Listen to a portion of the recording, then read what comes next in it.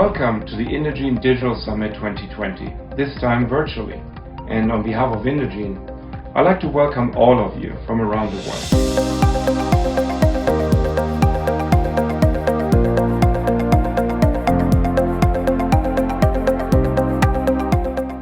Am I able to create my content more efficiently and effectively?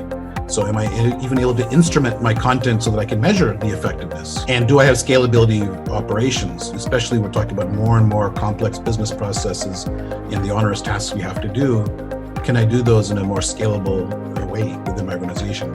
So for us, we see AI being impactful, not just on the efficiency for my business processes, but across a variety of different other metrics that need to be measured. In the challenge, I've been, personally speaking, I think we need to embrace change much faster, especially in the pharma industry.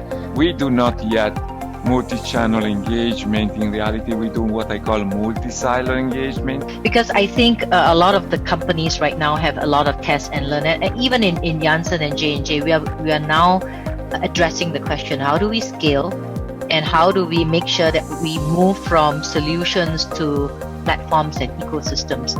We have been engaged in developing strategically the use of real-world data to support research, commercial and development, building first a platform with very specific characteristics from a traceability, security point of view, where we could put our internal data and external data in a combined way. But there's a cultural aspect to this, which is companies have to understand how they're going to participate in a team sport of real-world data to real-world evidence that's sometimes quite different than what they've been accustomed to. That might inform the business models is the physician's preference on how they want to engage with pharma, and have they gotten used to the less in-person engagement. And I think it's mixed there, right? It's not a very cookie cutter national approach to everything. What is clear is that you need to get the IT right. I would say, if you don't have the IT right, if you don't have your platforms connected, if you don't have a good, solid IT technology partner, your data is going to be rubbish, and whatever strategy you're going to try to implement is going to fail. Thinking customer first, and I think that's also something really that Anant already outlined before, I think is really important, because what we're observing across markets and therapeutic areas, a really steadily growing base of our customers prefer this more office orchestrated model first, and it's the customer telling us where and when they want to have the field force to come in or not.